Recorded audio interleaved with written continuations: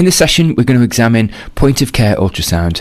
We're going to look at its utility and also its limitations in both the pre and in hospital environment. We'll be specially focused on the EFAST, so the extended focused abdominal sonography in trauma, and how it's been adapted and is progressive to the point-of-care treatment in the last 5 years. So to do this with me, I have a friend and colleague, Gaynor Prince. So welcome to the podcast, Gaynor. Thanks, Aaron. Thanks so much for inviting me to join you in this discussion.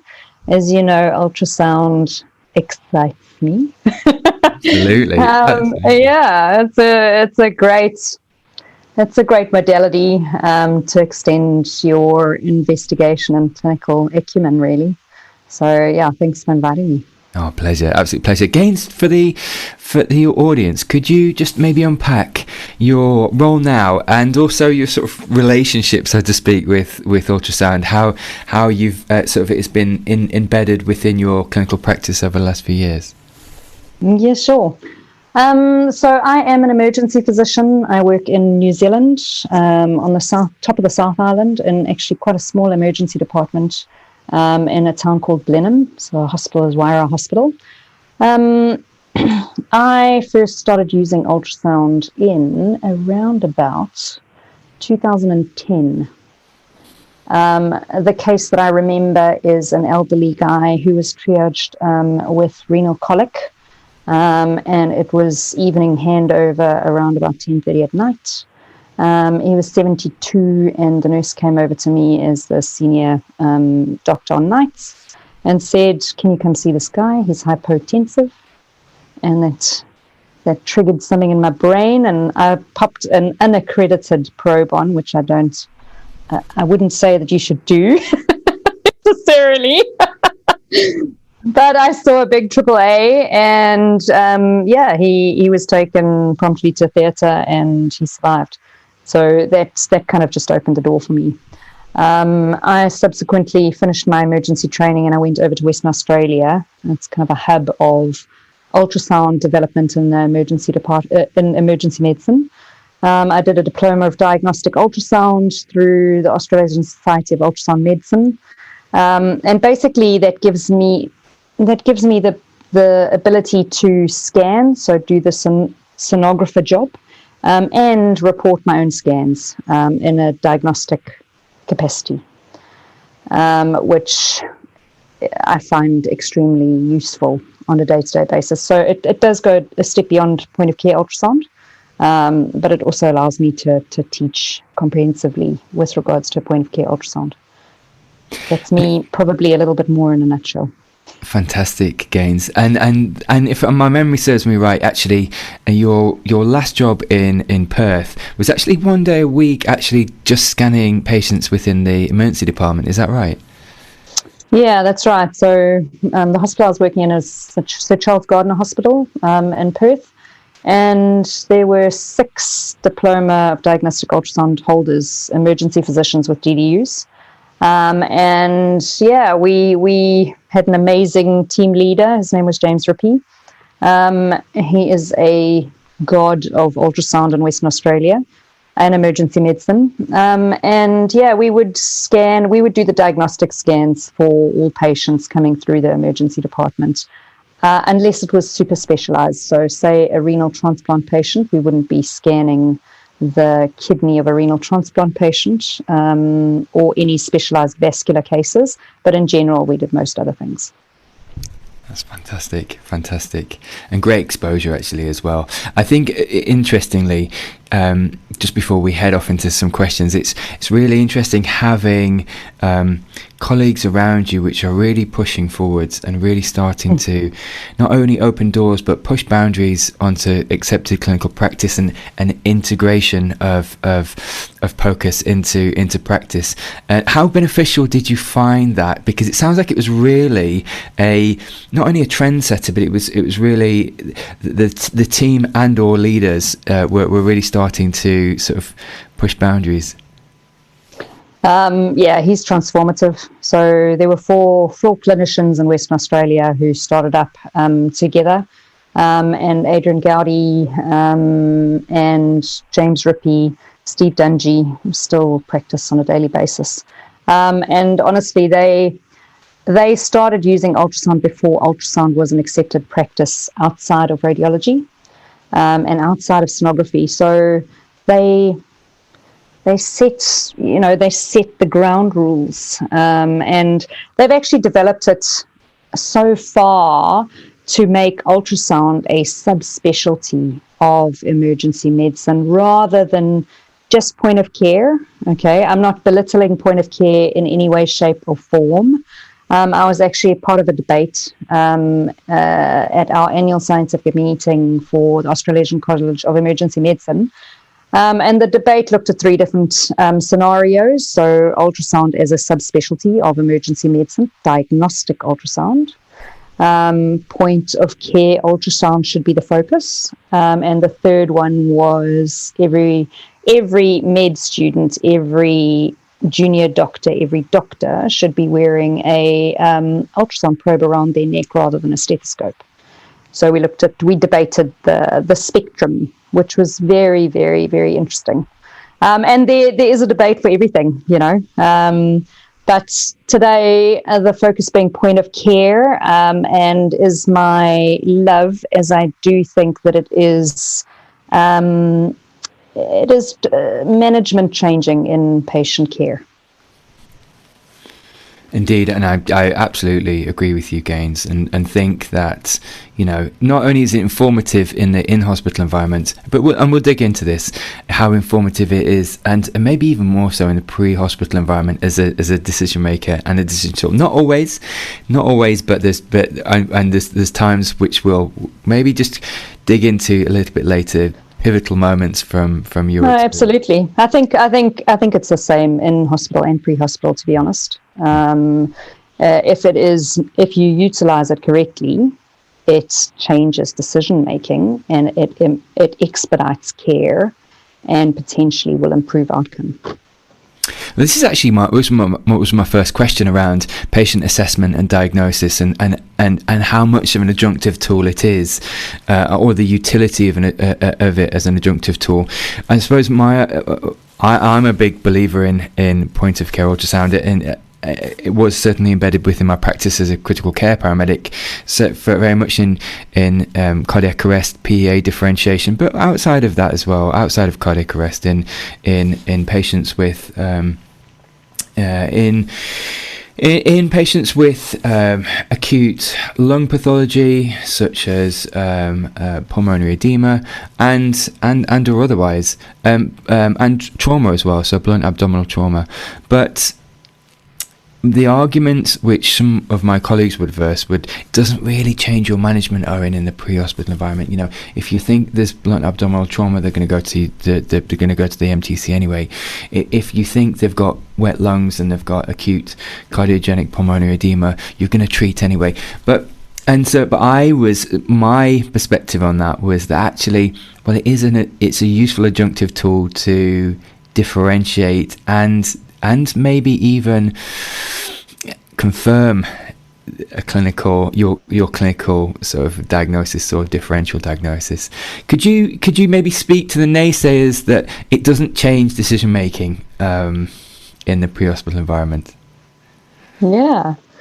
It's definitely an extension of my physical examination and a standard of practice for me, with regards to confirmation of what you find on physical exam. So the naysayers will be those ones that are pretty competent, pretty confident with regards to their end diagnosis from a history and a clinical exam. And I don't dispute that, okay? If you're good at what you do, you are solid, okay?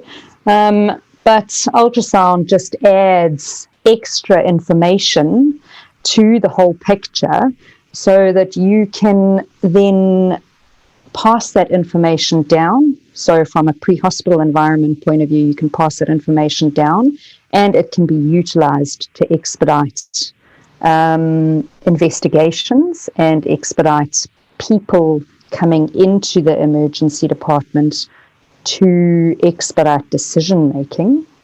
So it doesn't necessarily change where you go. it changes the journey the patient takes along the way. And so from a pre-hospital point of view, yeah, you may not see the direct effects of it, but I can tell you that it has a knock-on effect and impacts a patient journey the entire way. So looking at sort of the advantages and disadvantages of point of care ultrasound, some of the advantages to me and to you are, like you say, clear cut, because it helps, informatively helps, hopefully direct your therapy en route to wherever you were going to be going anyway. But also, it gives you a changing picture because you can do it so quickly. You can repeat scans, hopefully really quickly. It gives you the change in pathology, because especially, and it'd be great to hear your thoughts about this, in the pre-hospital environment, especially when you're so early on in the sequelae of the pathology, so that things might have only just happened. And the pathology is not necessarily there. The mechanism's there, but the pathology isn't there, because it takes time to bleed into the retroperitoneal space, or it takes time for it to accrue in the Morrison's pouch, the lowest point in the abdomen. But your clinical suspicion is there because they've had the lateral impact RTC, or they've had other mechanism to suggest there could be abdominal pathology. Could you speak to maybe just from clinical practice, the evolution of pathology you've seen in front of your face with ultrasound? Yeah, sure. I mean, a really easy one would be a pneumothorax. So a patient comes in, a trauma patient comes in, and they need intubation. And initially, you've done your EFAST, and they do not have a pneumothorax. You intubate them, you give them positive pressure ventilation, and their rib fractures then subsequently, have a small pneumothorax with positive pressure ventilation, increases the size of the pneumothorax, and therefore you can clinically do something about that from your ultrasound, So that is a very clear-cut example of how it changes and improves management in a direct, directly. I won't wait for a chest X-ray on a patient. So bedside ultrasound has been proven in a supine trauma patient, has been proven to be more sensitive and more specific than a chest X-ray to diagnose a pneumothorax. So it has a direct effect on patient management. And with regards to intra-abdominal pathology, basically, so in general, people talk about picking up free fluid in the abdomen when there is 500 mils or more in the abdomen. Now, that is a huge range, dependent on machine that is used and experience of practitioner. But 500, let's take it 500 mils. Now, at 500 mils, you won't necessarily have any hemodynamic changes in a patient, okay? But you can, and if you pick it up before the 500, well, you don't see it before the 500 mils, but it develops. Like you would repeatedly examine a patient, you repeatedly use an ultrasound to look at them from a free fluid perspective. And you can pick up those changes and radio ahead to let the team know that actually there is intraperitoneal blood. Now, intraperitoneal blood, the question is, where is it coming from? And that's where the nuances come into play.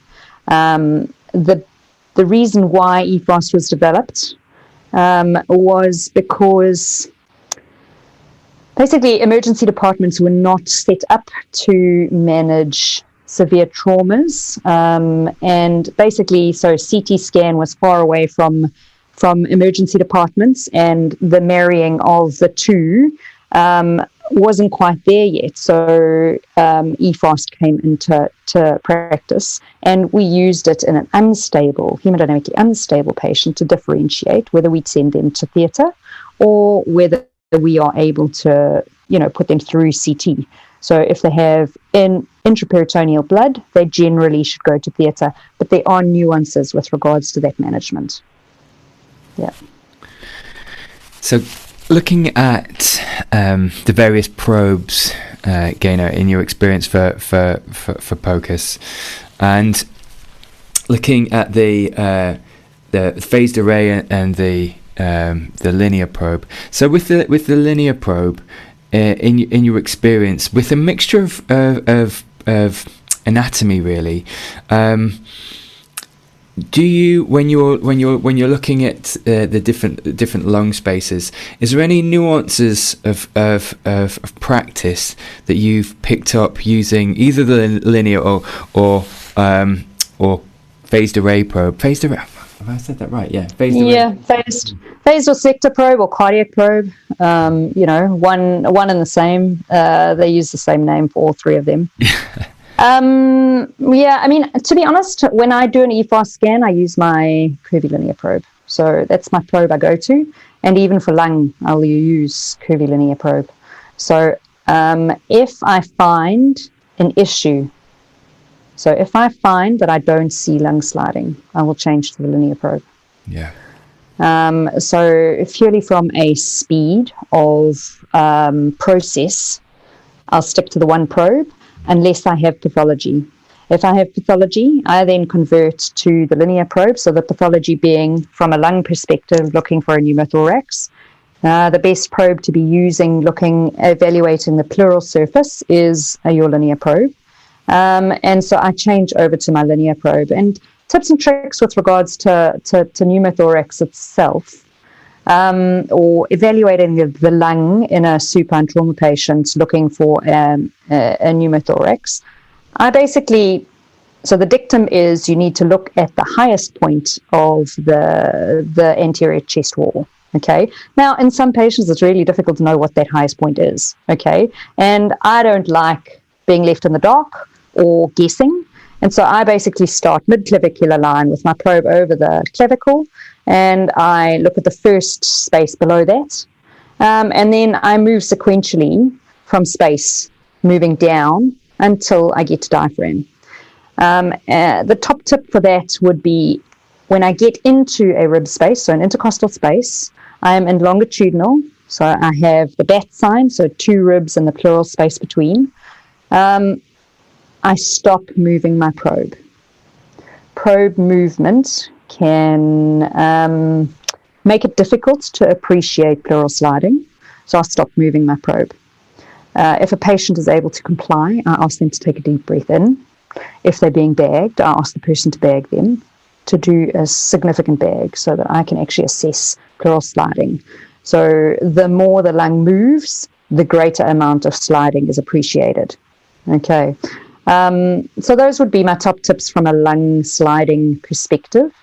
If you don't see lung sliding, it does not indicate necessarily only a pneumothorax. Pneumothorax is part of a differential diagnosis. So in a trauma patient, it is high on your list of differential diagnoses. Okay, the pathognomonic sign for a pneumothorax is a lung point. So you need to look at your clinical situation, your differential diagnosis, your probability, your pre-test probability, and make a decision as to whether or not you're going to act on that specific no lung sliding, or do you have time enough to look for your lung point. That's kind of where I'd go from a lung sliding perspective. I don't know if that answers your question. No, it does, absolutely, and it's fantastic just to see your not only your perspective, but just those top tips, actually, because that's really helpful to differentiate where the top of the lung is, and also not miss the chances of optimizing the window of opportunity for pathology. I think. Can I say just one caveat to that? A very large pneumothorax with a completely collapsed lung will not have a lung point. Okay, so that would be the caveat to looking for a lung point. Okay. Indeed. So, Gaines, could we just look at how integral like you mentioned it before, actually, about patient assessment, but also about history and putting it all together with ultrasound. Could you speak to how you approach your practice with ultrasound? Do you first sort of introduce yourself, do a patient assessment, and then integrate ultrasound, or is it more just an introduction, probe on, and then an assessment? How do you embed ultrasound within your practice? I think it depends on how time critical the situation is. So how quickly do I want an answer as to when I, institute it. If it is possible for me to introduce myself to the patient, I will always do that. Yeah. You got to win over patient. Right. Patient care is more than getting a diagnosis. So, time critical situation, I will move in there. I will say, hi, I'm Gaynor. I'm going to be scanning you. And I crack on, in a less time critical situation, I take a history and I examine a patient. So ultrasound is a tool. So especially point of care ultrasound. Okay. Point of care ultrasound is a tool that is used in a clinical situation together with all the other tools that you have gathered over your years, put together to give you a clinical gestalt, basically, and an answer, or a part of an answer. So I would say point of care ultrasound needs to be integrated into the whole clinical picture rather than a magic wand. That's fantastic. Absolutely. So, and that integration is key. And I think, to your point, actually, looking at expert practice, it is around being flexible as to when that becomes part of the assessment, because, like you said, you either front load it if you need some quick answers, or, like you said, if you've got time, you can then nuance the care and nuance the assessment and bring it in on the back end, or indeed a little bit further down the line. So let's just look at just some phraseology, if that's okay, Gaynor, for people who may or may not be aware or indeed comfortable with the phraseology. So looking at hyperechoic pictures, or just what hyperechoic even means, when we're differentiating between the lack of image coming back, or lack of clarity or brightness coming back at the screen. What is hyperechoic? As in, what pathology would show you sort of a hyperechoic mass, or indeed a clear differentiation or bright line back on an ultrasound? Yeah. So the word hyperechoic itself means bright. Okay. Hyperechoic, so bright. Hyperechoic, lots of echoes. Okay, so lots of echoes means that a lot of the ultrasound waves that are coming from the probe are bouncing back to the probe, and therefore creating an image, creating a bright image. That to me means that the surface that the ultrasound beam is directed onto does not allow sound waves to travel through it. There are a few examples of that. One of the most used examples is air. So sound waves do not travel through air. All sound waves will reflect off a air-filled structure. Example of that would be lung ultrasound, and lung ultrasound is actually a pretty unique, funky part of ultrasound. And the reason why I say that is lung ultrasound has developed due to artifacts associated, or the artifacts that are created by the interaction of sound waves and air together with pathology in lung. Another example of a structure that looks hyperechoic would be a calcified structure. So bones are hyperechoic because all sound waves will not travel through bone. They will be reflected back to the ultrasound probe. If you put a probe on an ovary and they have a teratoma or a dermoid cyst, they can have teeth in that or calcified structures, and you can identify that because they are bright and white. Calcification of organs and things like that. And I suppose looking at blood clots, albeit in the heart, or indeed in various structures, might be hyperechoic. True to say, they might be hyperechoic as well. Yeah, so blood clots is an interesting one. And whenever, so I'd like to talk about anechoic then. So we've spoken about hyperechoic, and then looking at the range of different. So ultrasound is all about black, white, and grey, mostly grey. Okay, 50 shades of grey, and so hyperechoic is bright and white. Anechoic is black. Anechoic means the sound waves have traveled completely through a structure, and that structure is fluid filled. Sound waves travel through fluid.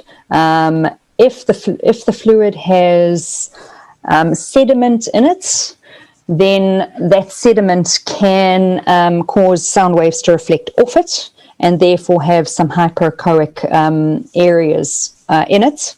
And so you'll see some greyness to the black fluid. Okay, a really good example of this. So when you're looking at vascular structures, if you put a probe on a vessel, generally it's black. Okay, if you put a tourniquet on the arm, that vessel the flow slows down, and you can actually sometimes see the slow flow of blood through that vessel. That's called spontaneous echo contrast. And yeah, it just highlights the sediment, which are the cells in blood. And if it's flowing fast, they won't reflect sound waves back to the probe. But if it's flowing slow, then it will. And moving on from that, like you were talking about blood being potentially hyperechoic, I would use the word heterogeneous when I talk about clotted blood. Clotted blood is a challenge. So on an EFAST, if you're looking for free fluid, okay, we are taught to look for black stuff, okay, black stuff that has sharp pointy edges, okay. Free fluid, free blood in the abdomen has the potential to clot. Now, clotted blood is heterogeneous. The word heterogeneous is a combination of greys, different color greys, okay? That in itself is really difficult to identify on an EFAST scan, because the grey of clotted blood can look exactly like the grey of bowel. So you have to have a high index of suspicion, and you actually need to have done a few scans to identify the difference between the grey of clotted blood and the grey of bowel. One of the easiest ways of doing that is if the grey moves, as in peristalsis, then it's bowel. But a lot of the times, traumatic abdomen will have an ileus, and so won't have peristalsis. So sometimes it is a little bit difficult to tell the difference. But generally, if you have clotted blood, you will, in some areas, have sharp, pointy, black anechoic areas that indicates free fluid. That's fantastic. So, Gaynor, looking at the heart for a minute, and looking at the subcostal view of the heart, what are some of the subtle signs that you pick up on that it's in differentiation of pathology around cardiac effusion versus tamponade?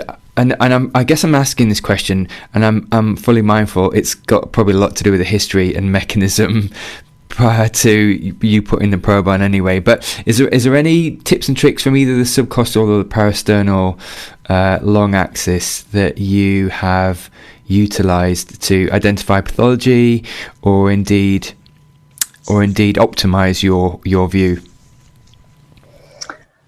So like you're alluding to with regards to tamponade in a trauma patient, or tamponade in a non-trauma patient, a patient with a pericardial effusion with tamponade versus the patient with a pericardial effusion without tamponade. Basically, the bottom line is, how fast is it developed in a trauma patient? So speed of development. The pericardium is a fibrous structure. It does not like to stretch. Okay. If it is asked to stretch quickly, it refuses, and the pressure is then turned onto the heart. And so you don't need a lot of fluid to actually tip that balance. And a trauma case is a great example of that. Now, tips and tricks with regards to identifying a pericardial effusion in a trauma patient where you don't have a lot of blood. Ultimately, I would be looking for anechoic fluid. Ideally, there is a potential for it to clot, but the likelihood is less likely because of the fast flow. Okay. My go-to view. So yeah, it's interesting. What is my go-to view for a pericardial effusion? It remains the subcostal view if I can get a reasonable view. Reason being, the subcostal view gives you a quick look between the liver and the myocardium. Okay, or between the pericardium, which is up against the diaphragm, up against the liver, and the myocardium. And it's the clearest view to be able to see whether there is any fluid in that area. Tamponade comes when you have increased pressure, and increased intrapericardial pressure will have effects on the right side of the heart first, because it is the low pressure side of the heart. And in your subcostal view, you have best views of the right side of the heart plus your pericardial space in the quickest period of time. Now, I then take that to a apical 4-chamber view, because your apical 4-chamber view actually gives you also, if you can get a good one. So that's the issue, is it's technically more challenging. And if you don't do them on a regular basis, I probably wouldn't be jumping to that spot. But if you are able to get a good view, you can get a great view of the right side of the heart, and you can look for echo features of tamponade. Now, you can get echo features of tamponade before you get clinical tamponade. And so you can determine that a patient will crash before they crash, depending on the clinical scenario. Okay, so echo features, when you do a lot of echo and you're talking about tamponade, you talk about echo features of tamponade, and then you add in the clinical side of things when you're talking about pericardial effusions. Okay, no, that's fantastic. So migrating down now. So I agree with you. From my practice, I very much find an apical 4-chamber a very difficult view to get. Subcostal is probably the easiest. Subcostal is the easiest, especially in doing a lot of cardiac arrests. When you've got the Lucas 2 or a big sort of mechanical CPR plunger. Can I just jump in there? So from a using your probe in a CPR situation, I had to kind of teach myself in this situation the best possible approach, because it is quite a challenging situation. There's a lot of pressure on you as the person holding the probe to make a call from a heart movement point of view, even though that, there's a lot of debate as to how important that is. But ultimately, my approach is I look at various different areas around the heart. So I put my probe around the lucus, the thumper of the lucus, and I find the best window during compressions. And then I line everything up so that when compressions stop, I have the greatest chance, the greatest opportunity of seeing whether I can see any cardiac activity or any signs that would indicate a cause for the arrest. Yep. And that's fantastic. And having that precursor, so having the knowledge of which window might be the best, because anatomy changes and it does vary. Doing some almost pre cardiac pause or pre 2-minute pauses, with the view to think, actually this is the better window, or this is a better window. I always find the parasternal long axis difficult because it's almost directly over the plunger, and I always manage to get better views on the parasternal long axis, but then again it just is a difficult view when you've got real estate pumping on the chest all the time. But that's a fantastic tip actually, Gaynor, because then you're informed as to how the anatomy is working for you, so you can adapt. You're using your time a little bit more efficiently. So instead of using time, the pause time to find the best spot, you use the pause time to save your video clip. So that you can actually go and to save the best video clip, so that you can review it once CPR has started again. So again, just migrating down to the right upper quadrant and looking at Morrison's pouch. They say it's the lowest point in the abdomen in a supine patient when they're lying down. So if you're going to see an aggregation or a collection of blood, this will be the point. Could you speak to scanning the uniqueness of the right upper quadrant and why it's maybe a preferential point to look at? Yeah, sure. Just on that thought process with regards to it being the most dependent area in the abdomen outside of the pelvis, it is purported to be the most dependent area, and historically people have always spoken about blood moving into this area specifically. But can I say, for all the listeners out there, blood can be everywhere. So blood does not follow the rules. Blood has not read the textbooks. Okay, it can be anywhere. and the views so everyone looks for the money shot of Morrison's pouch, that beautiful picture of your kidney up against your liver with a lovely black stripe or without the black stripe in between. I look at the right upper quadrant as way more than just Morrison's pouch. Okay, I look at the right upper quadrant as looking around the inferior tip of the liver. I look at the inferior border of the kidney. If I can get down to the inferior pole of the kidney, I have started looking into the pericardic gutter where fluid can also collect.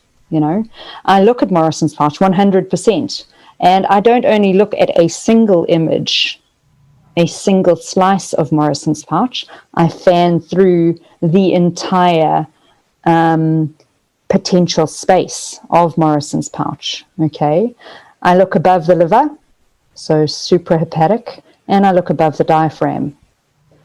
So that fluid that hasn't read the textbook of you need to lie in Morrison's pouch will be found.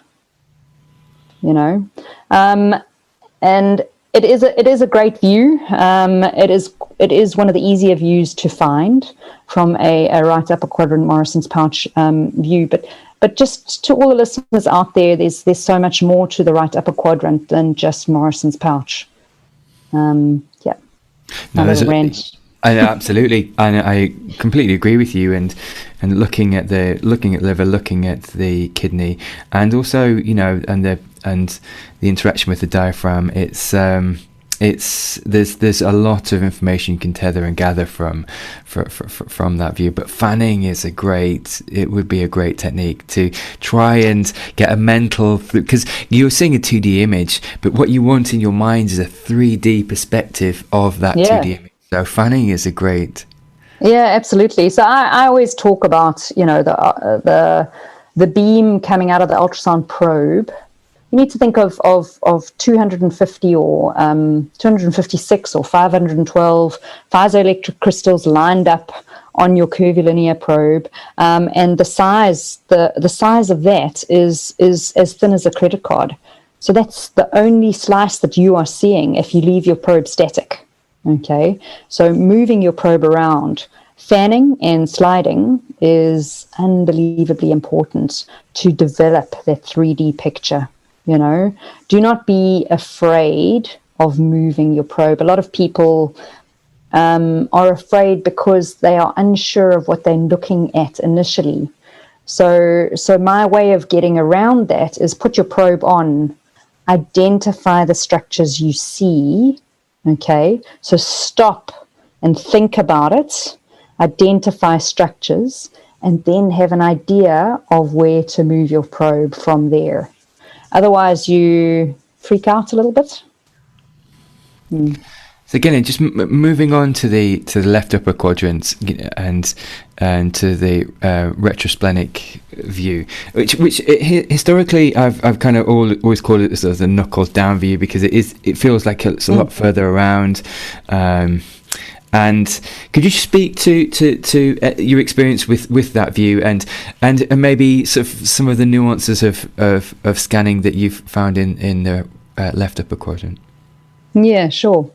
So when I teach EFAST scanning or right upper quadrants, so just going back to right upper quadrants, I talk about drawing a line from the Ziffy sternum down to the bed, in a horizontal along the patient's body. And on the right upper quadrant, I start in the mid-axillary line. Okay. On the left upper quadrant, I'll draw that same line, but I get trainees or anyone who has the probe in their hand to actually put their knuckles, like you talk about, a knuckle down onto the bed approach. So you're starting in the posterior axillary line and you are aiming, so you're on the left-hand side of the patient and you're aiming up towards the right-hand shoulder. Okay. And same sort of thing there, I always say to everyone, basically put your probe on, okay, aim towards the right shoulder and stop and take a moment to understand what you're looking at. Because only once you understand what you're looking at do you have an idea of where to move your probe to, And a lot of the times it's going to be fanning anterior a little bit further, sliding your probe inferiorly from there, and then angling your probe maybe a little bit more towards the suprasternal notch rather than the right shoulder. So it's developing these movements, but if you don't understand what you're initially looking at, you will never be able to take the next step of developing movements to actually get the pictures that you want. And talking about the left upper quadrant, everyone talks about the area between the spleen and the kidney, so the splenorenal area. And yes, that is an area that is easy to see anechoic fluid, but be mindful that there are many other areas to the left upper quadrant, that being the inferior pole of the left kidney looking at paracolic gutters, that being the superior to the spleen, and above the diaphragm. So these are all areas that I will look everywhere, not only those specific spots. Yeah. That's fantastic, Gaynor. So, migrating down to the to sort of the pelvic view for a minute, where do you place your probe, and what are you looking for when you're looking down at sort of the retropelvic? Yeah. It's always interesting. Me personally, I start in longitudinal. Traditional teaching is in transverse, but I find identifying landmarks in longitudinal a lot easier, and therefore I start in longitudinal. Okay, so probe marker to the head of the patient, in longitudinal in the midline, and the first anatomical marking that I will identify on my scan is the pubic symphysis. The reason being for that, everyone talks about, oh, look for the bladder. Now, bladders are not always filled with fluid, and bladders sometimes rupture. And so anatomy in that area can be distorted. Granted, if you have an open book pelvis, then your symphysis pubis is going to be a little bit more difficult to identify. So you need to bear that in mind, okay? But in general, the most common anatomical point that you can identify is going to be your symphysis pubis. And then I move superior to that, looking for the bladder. The bladder is a landmark in the pelvis. And from a fluid perspective, where are we looking for fluid? I would like your listeners to answer everywhere. Okay, we are looking for fluid everywhere because fluid has not read textbooks, like I said earlier. But the textbook answer to where we look for fluid will be, so everyone talks about the most dependent area in the pelvis being posterior to the bladder. So pouch of Douglas in woman, okay, which is posterior to your uterus if the woman has a uterus, okay, and in a male, just posterior to your bladder, okay. Now, I can say that most of the fluid that I find is normally superior to the bladder, superior to the uterus, and in between a lot of bowel loops, you know. So it's just something handy to understand that fluid can be everywhere, you know, and keep an open mind when you are looking. Fluid is traditionally black with pointy spots, but it can also be grey, you know. So keep an open mind, use your clinical acumen. Gaynor, that's absolutely fantastic and really insightful. If we could just come into land on a final question, if that's okay. And that question would be, you know, I've heard you speak actually at many different conferences and many different places and give some amazing clinical anecdotal experience of using ultrasound in the pre-hospital environment. Could you maybe speak to one of these instances where you've used point of care ultrasound to really aid your decision making in the pre-hospital environment? Yeah, sure. Yeah, it is a super handy tool in low resource environments. It's really, really handy if you have to make logistical decisions.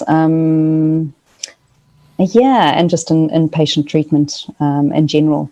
So I've been super lucky enough to work pre-hospitally and do expedition medicine. And the situation that I mean, there have been quite a few situations, but the main one that made a big difference and a big impact on patient care and on logistics was in the South Pole. So I was at the South Pole accompanying some clients. I worked for a company called Antarctic Logistics and Expeditions, and they fly clients to the South Pole. They start, so the plane takes off at an altitude of about 700 meters above sea level, and the South Pole is at an altitude of about a physiological altitude of about 3,400, 3,500 meters above sea level. And that in itself can lead to altitude sickness of multiple forms, okay? So altitude AMS, pulmonary edema, or cerebral edema. Now, I was there and I was looking after the clients, and we were going to have a wedding. We were preparing for the wedding. And I had a phone call, and there was a medevac for some clients that were doing a last degree. The last degree is where they get flown to that altitude, and they ski the last degree, which is 110 kilometers, so from 89 degrees south to 90 degrees south. Now, it was 2 days into their trip, so they hadn't been at altitude for an extended period of time. And one of the guys was really short of breath. Now, we flew out, we brought him back to the South Pole, and I had to make a few treatment decisions, and so diagnostic decisions, treatment decisions, and logistical decisions. Diagnostic decisions, so from a history and examination point of view, the highest on my list of differentials was pneumonia. But part of my differential was PE and acute pulmonary edema from altitude. And if it was APO related to altitude, management is descent, descent, descent.